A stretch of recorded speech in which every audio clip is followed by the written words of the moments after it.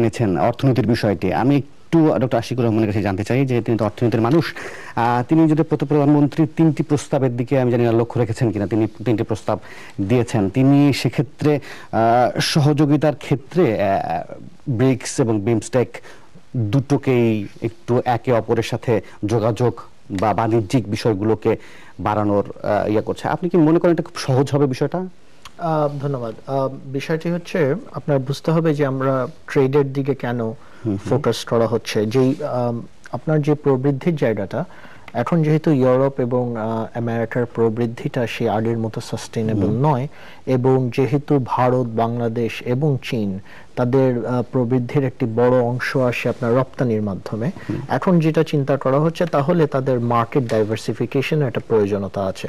আপনি যদি Brazil, Russia, India, China দেখেন এবং তার সাথে সাথে বাংলাদেশ দেখেন, জাপান দেখেন, এই মানে অন্য আমেরিকা, ইউরোপের বাইরের রিজনটা দেখেন, এইখানে কিন্তু একটা বড় অর্থনৈতিক ডিমান্ড লুকিয়ে আছে। বাট সেই জায়গাটাকে আমরা কিন্তু ওইভাবে এক্সপ্লোর করতে পারছি না, বাংলাদেশও পারছে না, এবং সাউথ এশিয়া এবং ইন্ডিয়া, চায়নার যে ট্রেড, যতটুকু ট্রেড হওয়ার কথা সেই ট্রেডটা হচ্ছে না। তাই সব দেশ এখন কিন্তু চায়নার গ্রোথ, যদিও চায়না $3 ট্রিলিয়ন রিজার্ভ নিয়ে বসে আছে, চায়নার গ্রোথ কিন্তু 7-এর নিচে এসে পড়েছে এবং ইন্ডিয়ার গ্রোথ কিন্তু 7%। তাই তাদেরও এখন চিন্তা করতে হচ্ছে যে আমার যে গ্রোথ মোমেন্টামটা সেটা ধরে রাখতে হলে আমার এক্সপোর্টের জন্য নতুন জায়গা প্রয়োজন। এবং এর জন্যই কিন্তু সাউথ এশিয়ার মধ্যে এবং ব্রিক্স কান্ট্রির মধ্যে আরো ট্রেড কিভাবে বাড়ানো যায় এবং সাউথ এশিয়া এবং সাউথ ইস্ট এশিয়ার মধ্যে রিজিওনাল কানেক্টিভিটি কিভাবে বাড়ানো যায়, এই ব্যাপারটা কিন্তু গত 1 বছর ধরে অনেক প্রায়োরিটি পাচ্ছে। আমি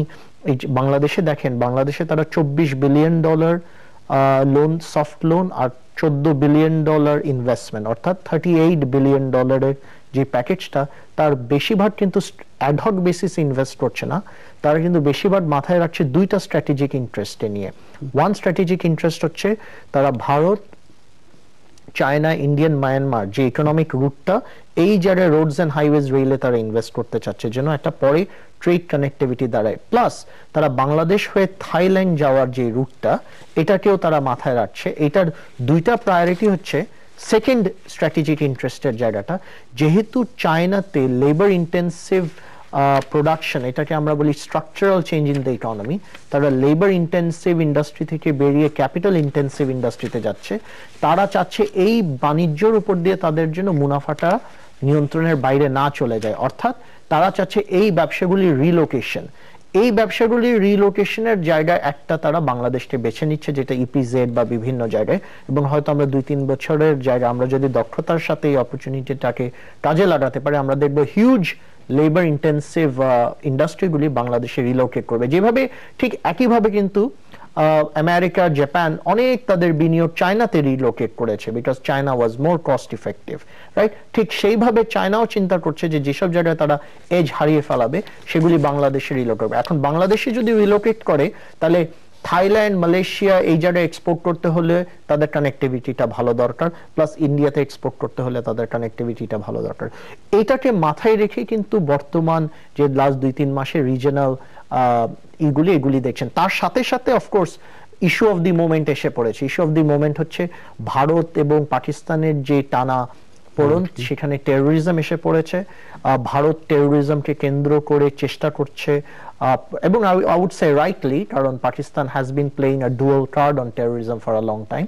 সো পাকিস্তানকে আইসোলেট করার চেষ্টা করছে, এবং সেই জায়গায় অবশ্যই China will not completely come into the game, কারণ চায়নার ইন্টারেস্ট ইজ ইন্ডিয়ান ইন্টারেস্টের সাথে সম্পূর্ণ অ্যালাইন নয়। সো স্যার ঠিকই বলেছেন যে টেরোরিজমের কার্ডে ব্রিককে হয়তো একসাথে আনা যাবে না, যেভাবে বিমস্টেকে কিন্তু আজকে একটা ইউনিফাইড স্ট্যান্ড নেওয়া হয়েছে এগেইনস্ট টেরোরিজম, কারণ বিমস্টেকের মধ্যে কিন্তু চায়না নেই।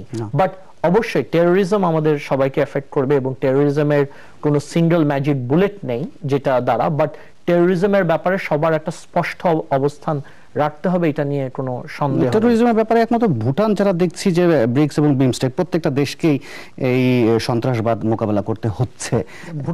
ভুটানও এক সময় ছিল